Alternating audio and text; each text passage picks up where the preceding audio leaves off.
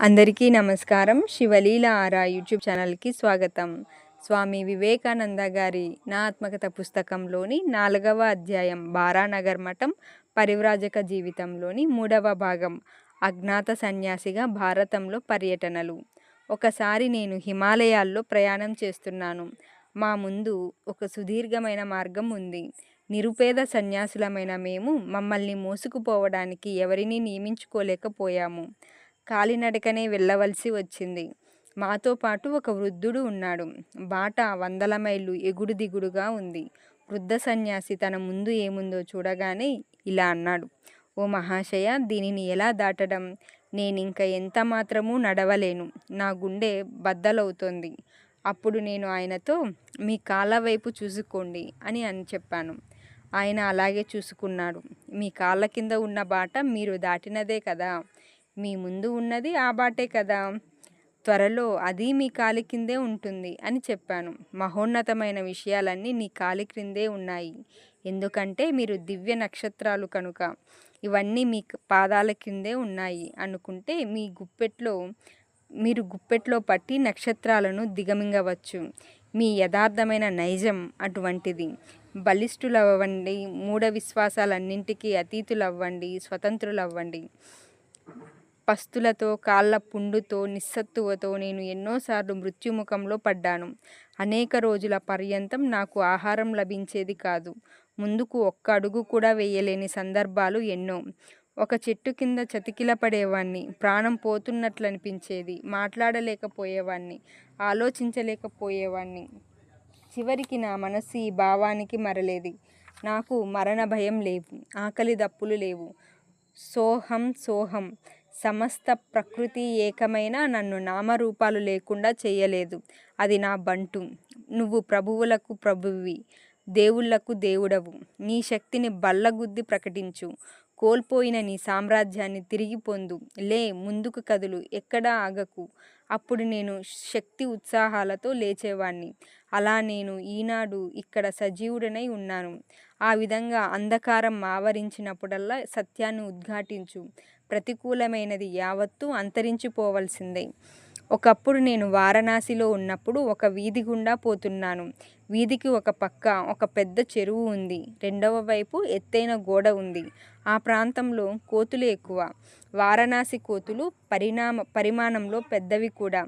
కొన్ని సమయాలలో అవి ముక్కోపంతో ప్రవర్తిస్తాయి. ఆ వీధి గుండా నన్ను పోనివ్వకూడదని అవి కంకణం కట్టుకున్నాయి. నేను నడుస్తూ ఉంటే అవి నా వద్దకు వచ్చి అరిచి అఘాయిత్యం చేసి నా కాళ్ళను గట్టిగా పట్టుకున్నాయి. నేను వాటి పట్టును విడిపించుకొని పరిగెత్తసాగాను.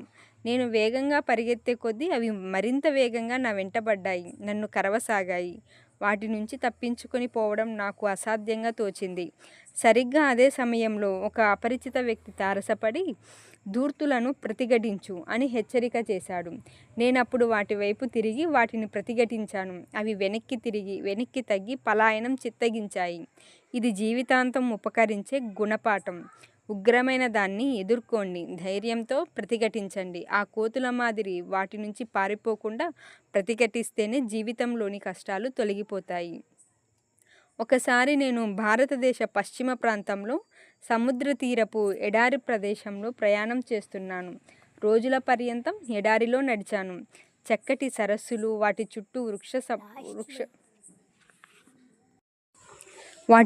వృక్ష పంక్తులు తలకిందులుగా ప్రతిబింబించి కన్నుల పండువ చేస్తున్న ఆ చెట్ల నీడలను ప్రతిరోజు చూసి ఆశ్చర్యచకితుడినయ్యేవాణ్ణి. చూడడానికి ఎంత అద్భుతంగా ఉంది, దీన్ని వారు ఎడారి ప్రదేశం అంటారు అని అనుకునేవాడిని. అందమైన ఆ సరస్సులను, చెట్లను, మొక్కలను చూస్తూ దాదాపు 1 నెల రోజులు నడిచాను. ఒకరోజు బాగా దాహం వేసి నీళ్లు తాగాలని ఒక నిర్మల మనోహరమైన జలాశయం వద్దకు వెళ్ళాలని చూశాను. కానీ దగ్గరకు వెళ్ళగానే అది అదృశ్యమైంది. నేను పుస్తకాలలో చదివిన ఎండమావులు ఇవేనని, ప్రతిరోజు ఈ ఎండమావులను చూస్తూ కూడా తెలుసుకోలేకపోయానని అప్పుడు నాకు తలుక్కున స్ఫురించింది. మర్నాడు ఉదయం మళ్ళీ నడక సాగించాను. సరస్సు మళ్ళీ కనిపించింది. కానీ అది సరస్సు కాదు, ఎండమావి అని ఎరుక కూడా చప్పున స్ఫురించింది. ఈ జగత్తు విషయం కూడా అలాంటిదే. జగత్తు అనే ఎండమావిలో రోజుల పర్యంతం, నెలల పర్యంతం, సంవత్సరాల పర్యంతం పయనిస్తున్నాం. కానీ అది ఎండమావి అని గ్రహించలేకున్నాం. ఒకరోజు ఈ అజ్ఞానం పటాపంచలవుతుంది. కానీ మళ్ళీ తిరిగి వస్తుంది. పూర్వకర్మ ప్రాబల్యం చేత ఈ శరీరం నిలిచి ఉండాలి కనుక ఎండమావి తిరిగి మళ్ళీ వస్తుంది. కర్మబంధం ఉన్నంతకాలం ఈ జగత్తు మనల్ని వీడదు. స్త్రీలు, పురుషులు, జంతువులు, తరులతాదులు, మన అనురాగాలు, కర్తవ్యాలు అనేవి విడువవు. కానీ వాటికి మునుపు ఉన్నంత శక్తి ఉండదు. ఈ నూతన జ్ఞాన ప్రాబల్యం వల్ల కర్మబలం సడలిపోతుంది. దానిలోని విషం విరుగుడవుతుంది. అది ఇప్పుడు రూపాంతరం చెందుతుంది. ఎందుకంటే దాని గుట్టు తెలిసిపోయిందనే భావం కూడా మనకు ఇప్పుడు ఉంది. వాస్తవానికి ఎండమావులకు మధ్య ఉన్న అపార తారతమ్యం ఇప్పుడు తెలిసింది కదా. నిజమైన సన్యాస జీవితం గడపడం అంత సులభం కాదు. ఇంత కఠోరమైన ఆశ్రమ జీవితం మరొకటి లేదు. కించిత్తు తడబడ్డ అత్యంత నిటారైన చోటు నుంచి కిందికి దొర్లించబడి చిన్నాభిన్నమైపోతాం. ఒకరోజు నేను ఆగ్రా నుండి కాలినడకన బృందావనానికి ప్రయాణిస్తున్నాను. చేతిలో చిల్లి గవ్వ కూడా లేదు. బృందావనం చేరడానికి ఇంకా 2 మైళ్ళుండగా బాట ప్రక్కన పొగ త్రాగుతూ ఒక వ్యక్తి కనిపించాడు. పొగ త్రాగాలన్న బలీయమైన కోరిక నాలో కలిగింది. నీ చిల్లం గొట్టంతో నన్నొక్కసారి పొగ పీల్చనిస్తావా అని అతన్ని అడిగాను. అతడు బాగా సంకోచిస్తూ, స్వామి, నేనొక నిమ్న కులస్తుణ్ణి అని చెప్పాడు. అంతే. పాత సంస్కారాల ప్రభావం ఉండడం వల్ల నేను వెనక్కి తగ్గి పొగ త్రాగకుండా ముందుకు సాగాను. కొంత దూరం వెళ్ళానో లేదో నాలో ఈ ఆలోచన మెదిలింది. నేను సన్యాసిని. జాతి కుల మర్యాదలన్నీ త్యజించాను. అయినప్పటికీ అతడు నిమ్న కులస్తుణ్ణి అని చెప్పగానే వెనక్కి తగ్గి అతడు తాకిన చిల్లంతో పొగ పీల్చలేకపోయాను. ఈ ఆలోచన నాలో చెప్పలేనంత అశాంతిని ఏర్పరిచింది. అప్పటికి నేను 1/2 మైలు నడిచి ఉంటాను. మళ్ళీ కాళ్ళను వెనక్కి మళ్లించి అతన్ని సమీపించాను. అతడింకా అక్కడే కూర్చుని ఉన్నాడు. నా ప్రియమిత్రుడా, నా కోసం చిల్లం పొగాకు సిద్ధం చేయి అని ఆతృతతో అతడికి చెప్పాను. అతడి ఆక్షేపణను పట్టించుకోకుండా పొగ త్రాగుతానని పట్టుపట్టాను. దాంతో అతడికి చిల్లం తయారు చేయక తప్పింది కాదు. తరువాత దాంతో సంతోషంగా ఒకసారి పొగ పీల్చి బృందావనానికి బయలుదేరాను. సన్యాస జీవితాన్ని స్వీకరించినప్పుడు జాతి, కుల, గోత్రాదులకు అతీతంగా ఉన్నానా లేదా అని ప్రతివాడు పరీక్షించుకోవాలి. చిత్తశుద్ధితో సన్యాస దీక్షను పాటించడం చాలా కష్టం. మాటలకు, చేతలకు మధ్య ఈషన్మాత్రమైన తేడా కూడా ఉండకూడదు. ప్రతి మతంలోనూ తపశ్చర్యలు, ఇంద్రియ నిగ్రహ సాధనలు ఆచరణలో ఉన్నాయి. ఈ పారమార్థిక భావనలలో హైందవులు ఎప్పుడూ పరాకాష్ఠకు వెళ్తారు. కొంతమంది మరణ పర్యంతం చేతులు పైకెత్తి అట్లే ఉండిపోతారు. ఇలా చేతులు పైకెత్తి ఉంచుకున్న ఒక వ్యక్తిని నేను చూశాను. మొదట్లో అభ్యాసం చేస్తున్నప్పుడు ఎలా ఉందని అతన్ని ప్రశ్నించాను. భయంకరమైన చిత్రహింస అని అతడు చెప్పాడు. ఈ చిత్రహింసను భరించలేక ఉపశాంతి కోసం నదీ జలాల్లో నిలబడేవాడట. నెల రోజుల అభ్యాసం తర్వాత అతడు అంతగా బాధపడలేదట. ఇటువంటి సాధనల ద్వారా సిద్ధులను సంతరించుకోవచ్చు. నేను జయపూర్లో ఉన్నప్పుడు ఒక గొప్ప నయాకరణిని కలుసుకున్నాను. ఆయన నుంచి సంస్కృత వ్యాకరణం నేర్చుకోవాలనే జిజ్ఞాస నాలో జనించింది. ఆ శాస్త్రంలో ఆయన ఉద్దండ పండితుడైన ఆయనకు బోధనాభిరుచి అంతగా లేదు. మొదటి సూత్రం మీద భాష్యాన్ని ఆయన ఎడతెరిపి లేకుండా 3 రోజులు వివరించాడు. అయినప్పటికీ నాకు ఒక్క ముక్క కూడా బోధపడలేదు. 4వ రోజు ఆ ఉపాధ్యాయునికి విసుగు పుట్టి ఇలా అన్నాడు. స్వామీజీ, 3 రోజులైనా మొదటి సూత్ర అర్థాన్నే మీకు బోధపడే రీతిలో నేర్పించలేకపోయాను. నా బోధన మూలంగా మీకంత ప్రయోజనం ఉండబోదని భయపడుతున్నాను. ఈ మాటలు అనేసరికి నాలో ఒక గొప్ప ఆత్మనిందాభావం కలిగింది. నిద్రాహారాలు పక్కకు పెట్టి నా అంతటా నేనే స్వతంత్రంగా సూత్ర భాష్యాన్ని అధ్యయనం చేయసాగాను. 3 గంటల్లో ఆ సూత్ర భాష్యం విస్పష్టంగా నాకు గోచరించింది. తరువాత అధ్యాపకుని వద్దకు వెళ్ళి భాష్య భావాన్నంతా తెలిపాను. అది విని అధ్యాపకుడు, నేను 3 రోజుల్లో వివరించలేకపోయిన దాన్ని మరింత చక్కగా 3 గంటల్లో ఎలా గ్రహించారు అని ప్రశ్నించాడు. ఆ తర్వాత ప్రతిరోజు అధ్యాయం తర్వాత అధ్యాయం చొప్పున పఠిస్తూ అత్యంత సులభంగా అర్థం చేసుకున్నాను. మనస్సును ఏకాగ్రం చేయడం ద్వారా దేన్నైనా సాధించవచ్చు, కొండలనైనా పిండి కొట్టవచ్చు. మలబారులో ప్రతి విషయంలోనూ స్త్రీలే ముందున్నారు. అక్కడ అన్ని చోట్ల అత్యంత పరిశుభ్రత కానవస్తుంది. విద్యాభ్యాసానికి అఖండ ప్రోత్సాహం ఉంది. నేను ఇక్కడ ఉన్నప్పుడు చక్కని సంస్కృతం మాట్లాడే మహిళలను అనేకులను కలుసుకున్నాను. భారతదేశంలో తక్కిన ప్రాంతాల్లో సంస్కృతం మాట్లాడగల స్త్రీ 10 లక్షల మందిలో ఒక్కరు కూడా ఉండరు. ఒకసారి నేను హిమాలయాల్లో ప్రయాణం చేస్తున్నప్పుడు ఒక రాత్రి ఒక కొండజాతి జనుల గ్రామంలో బస చేయవలసి వచ్చింది. రాత్రి అయ్యాక ఆ గ్రామంలో తప్పెట చప్పుళ్ళు వినివచ్చాయి. నేను బస చేసిన ఇంటి యజమానిని దానికి కారణం ఏమిటని అడిగితే గ్రామస్తులలో ఒకరిని దేవత ఆవేశించిందని చెప్పాడు. అతడు నన్ను మరీ అక్కడికి రమ్మని కోరడం వల్ల నా కుతూహలం తీర్చుకోవడానికి అక్కడ నిజంగా ఏం జరుగుతుందో చూడటానికి మేము వెళ్ళాం. అక్కడ చాలామంది గుమిగూడి ఉన్నారు. దట్టంగా పొడవుగా పెరిగిన శిరోజాలతో ఉన్న ఒక పొడవైన వ్యక్తిని నాకు చూపిస్తూ అతడిని దేవత ఆవహించిందని చెప్పారు. ఆ మనిషికి సమీపంలో ఒక గొడ్డలిని ఎర్రగా కాల్చడం నేను గమనించాను. కాసేపయ్యాక ఎర్రగా కాలిన ఆ గొడ్డలిని అతడి శరీర అవయవాల మీద, జుట్టు మీద తాకించారు. కానీ ఏం ఆశ్చర్యం! అతడి జుట్టు కానీ, శరీరంలో ఏ భాగం కానీ ఆ ఎర్రగా కాలిన గొడ్డలి వల్ల ఏమాత్రం కాలలేదు. సరికదా, అతడి ముఖంలో కించిత్తు బాధపడే లక్షణం కూడా కానరాలేదు. నేను ఆశ్చర్యంతో అవాక్కయ్యి నిలబడిపోయాను. ఇంతలో ఆ గ్రామ పెద్ద నా వద్దకు వచ్చి ఇలా చెప్పాడు. మహారాజ్, కరుణించి మంత్రోచ్చారణతో అతని పూనకాన్ని ఉపశమనింపజేయండి. నాకేమీ తోచలేదు, కానీ ఏదో చేద్దామని ఆ పూనకం వచ్చిన వ్యక్తి వద్దకు వెళ్ళాను. అక్కడికి వెళ్ళాక ఆ గొడ్డలిని పరీక్షించాలని బలమైన ప్రేరణ కలిగింది. అది చల్లబడి నల్లగా తయారైన దానిని తాకిన మరుక్షణమే నా వేళ్ళు మండిపోయాయి. ఆ మంట నన్ను అల్లకల్లోలపరిచింది. ఆ గొడ్డలి అసాధారణ ఘటన గురించిన నా సిద్ధాంతాలన్నీ నా మనస్సులో నుంచి ఎగిరిపోయాయి. అయినప్పటికీ మంటతో బాధపడుతూనే నా చేతిని అతని తల మీద ఉంచి కాసేపు జపం చేశాను.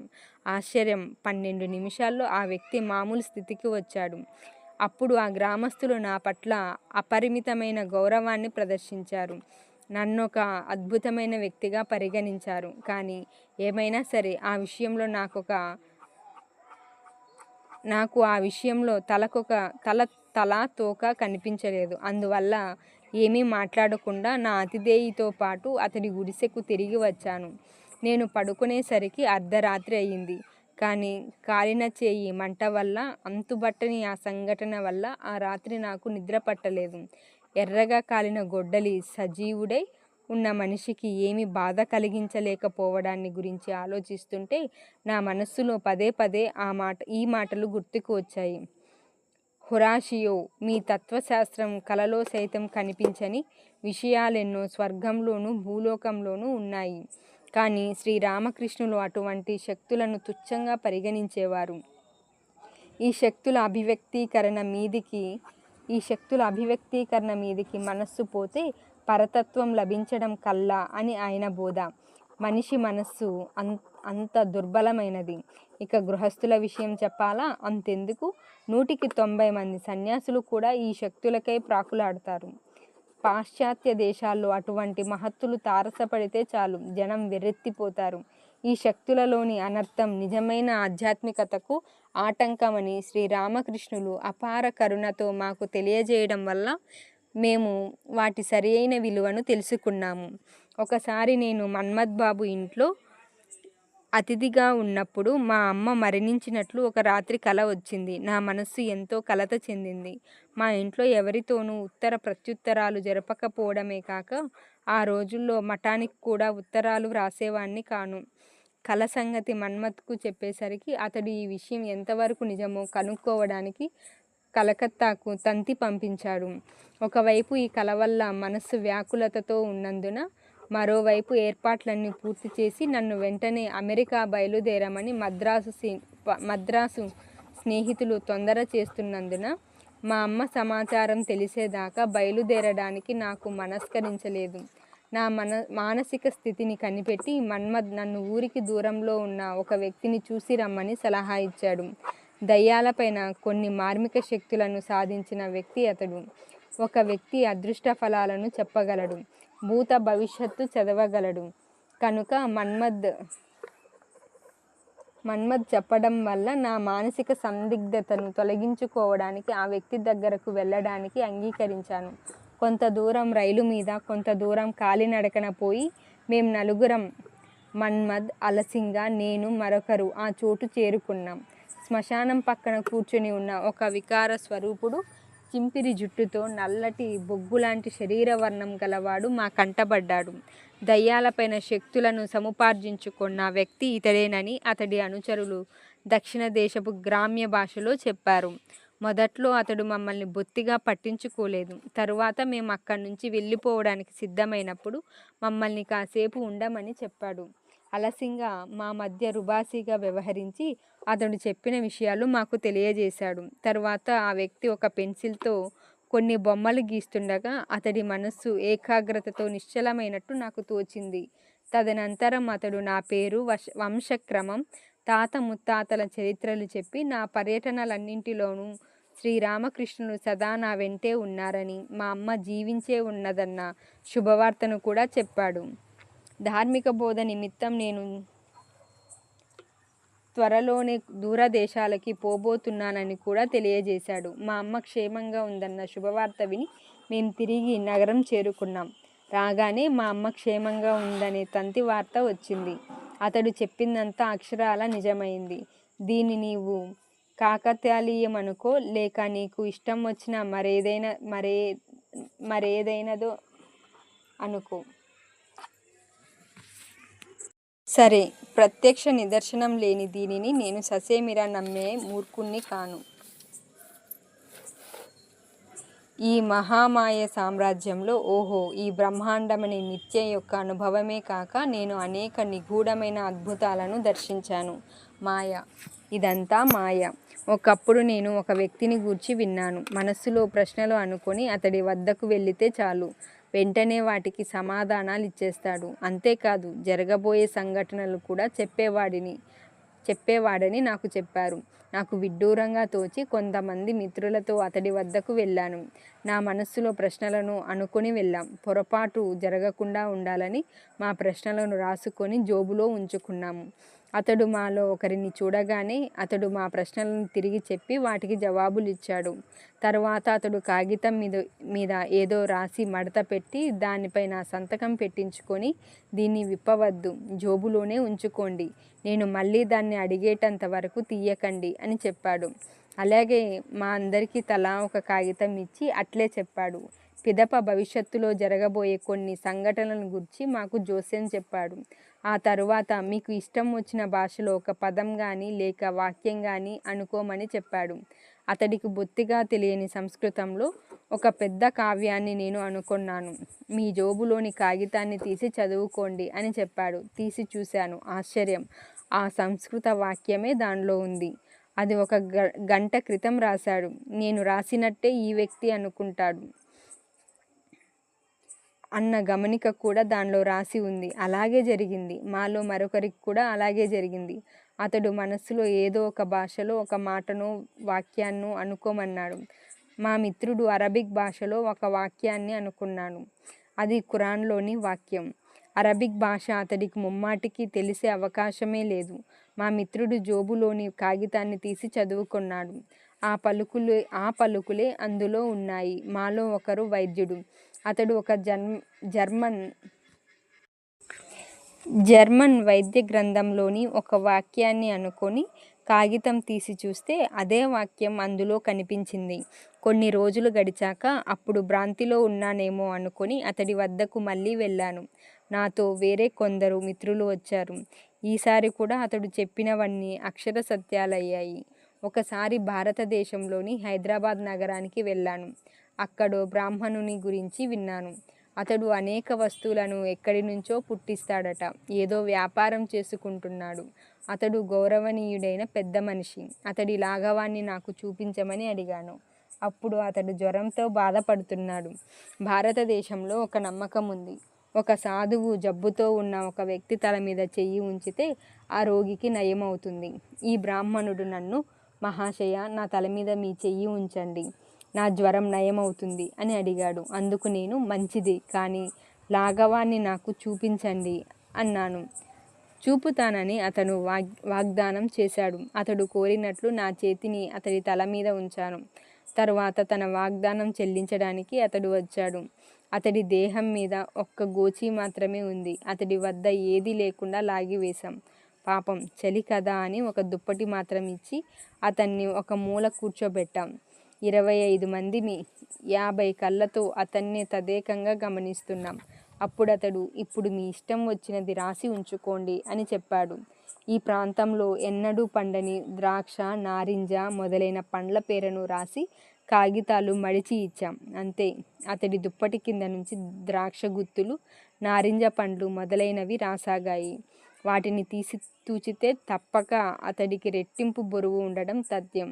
ఆ పండ్లను మమ్మల్ని తినమన్నాడు. మాలో కొందరు అది గారడి అనడానికి నిరాకరించారు. అప్పుడు అతడు స్వయంగా తానే తినడం మొదలు పెట్టాడు. దాంతో మేమందరం కూడా తిన్నాం. అన్నీ బాగానే ఉన్నాయి. చివరికి అతడు గులాబీల రాశిని సృష్టించాడు. ప్రతి పువ్వు పరిపూర్ణంగా రేకుల మీద మంచు బిందువులతో మచ్చుకి ఒక్కటి కూడా నలిగిపోకుండా తాజాగా ఉంది.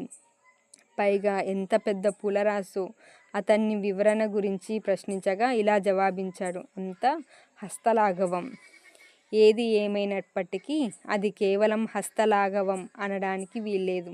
ఆ వస్తువులను రాశులుగా అతడు ఎక్కడి నుంచి తీసుకువచ్చాడు?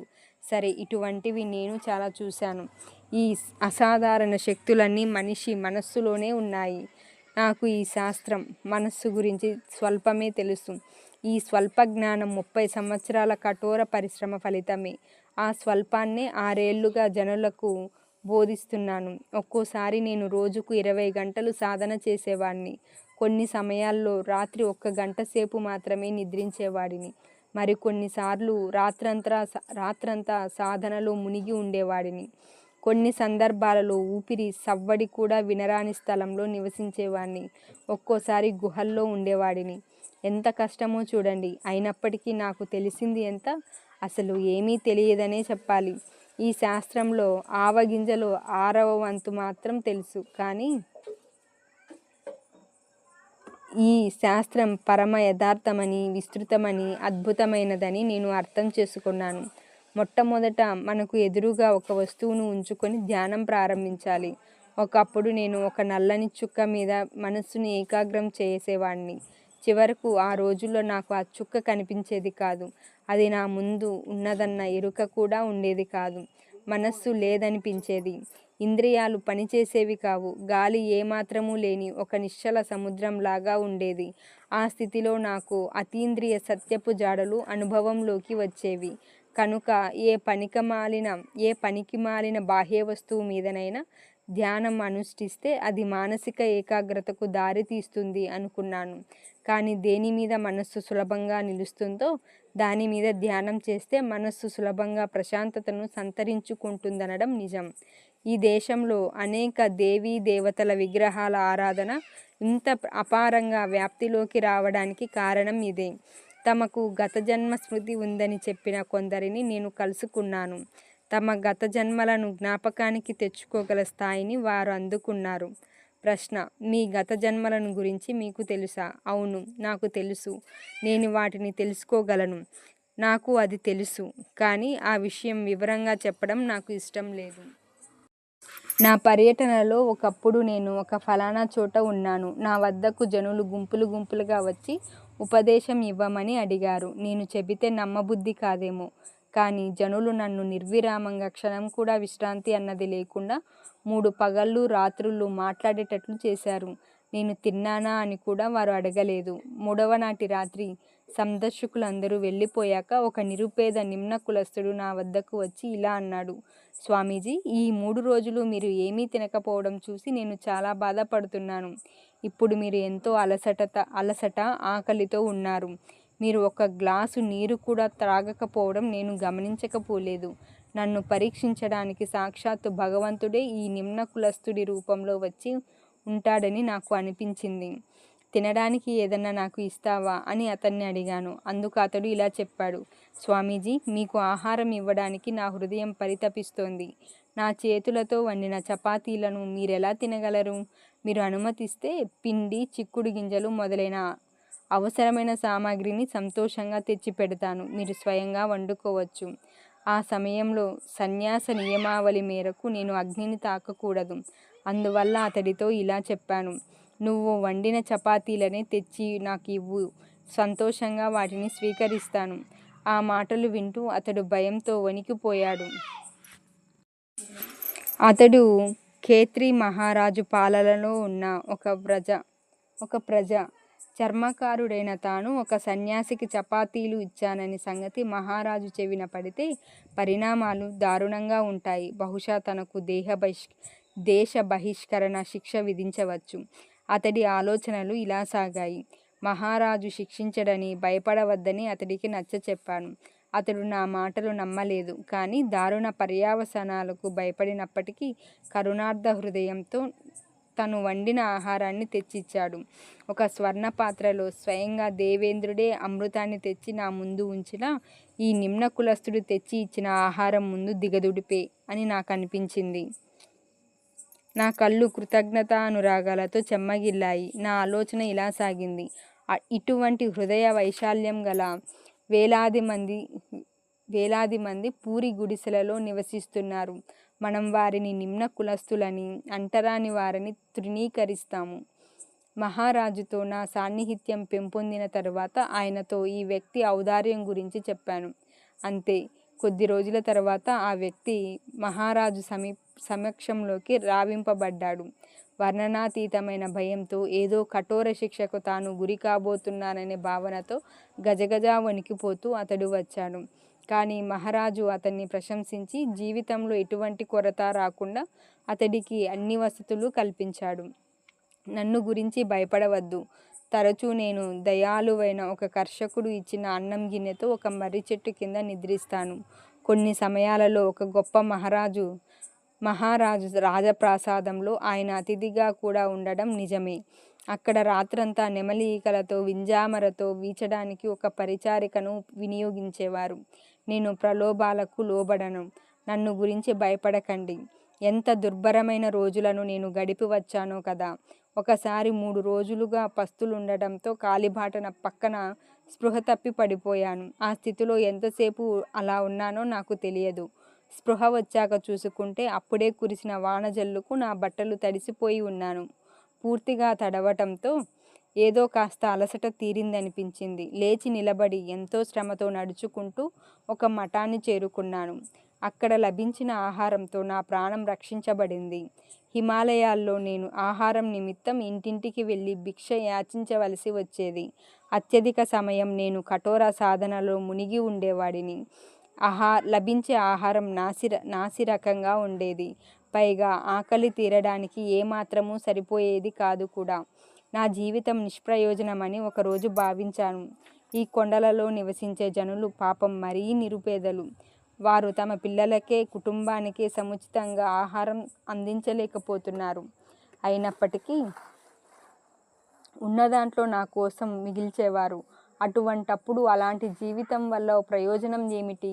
ఆహారం నిమిత్తం బయటకు పోవడం మానుకున్నాను. ఆ విధంగా ఆహారం లేకుండా 2 రోజులు గడిచాయి. దాహం వేసినప్పుడల్లా సెలయేళ్ల నీటిని దోసిళ్లతో పట్టుకొని తాగేవాణ్ణి. అప్పుడు నేను ఒక దట్టమైన అరణ్యంలోకి ప్రవేశించి అక్కడ ఒక శిల మీద కూర్చొని ధ్యానం చేయసాగాను. నా కళ్ళు తెరుచుకునే ఉన్నాయి. హఠాత్తుగా ఒక పెద్ద పులి అక్కడకు రావడం గమనించాను. ప్రకాశవంతమైన కళ్ళతో అది నన్నే తదేకంగా చూస్తోంది. నేను ఇలా అనుకున్నాను: చిట్ట చివరికి నాకు శాంతి, ఈ జంతువుకు ఆహారం లభించనున్నాయి. ఈ జంతువుకు ఈ శరీరం ఏదో ఒక రకంగా సేవను అందించడం కన్నా కావలసింది ఏముంది? నేను కళ్ళు మూసుకొని దానికోసం నిరీక్షించాను. కొన్ని క్షణాలు గడిచిపోయాయి. కానీ నాపై దాడి జరగలేదు. దాంతో నేను కళ్ళు తెరుచుకొని చూద్దును కదా, ఆ పులి అడవిలోకి తిరిగి వెళ్ళిపోతోంది. దానికోసం నేను విచారించాను. ఆ తర్వాత నవ్వుకున్నాను. తన కార్యం పూర్తయ్యేదాకా గురుదేవులు నన్ను రక్షిస్తూ ఉంటారని నాకు తెలుసు. కక్రీ ఘాట్ అల్మోరా దరిలో ఆగస్టు 1890లో. అప్పుడే నా జీవితంలో అత్యంత ఉత్కృష్టమైన క్షణాలను గడిపాను. ఇక్కడ ఈ అశ్వత్థ వృక్షం కింద నా జీవితం ఎదుర్కొన్న అత్యంత గొప్ప సమస్యకు పరిష్కారం లభించింది. బ్రహ్మాండంతో పిండాండానికి గల ఏకత్వాన్ని నేను కనుగొన్నాను. బ్రహ్మాండంలో ఉన్న ప్రతి ఒక్కటి ఈ దేహ పిండాండంలో ఉనికి పొంది ఉన్నది. ఒక అణువులో యావత్తు విశ్వాన్ని నేను దర్శించాను. ఇంతటితో అధ్యాయం పూర్తి.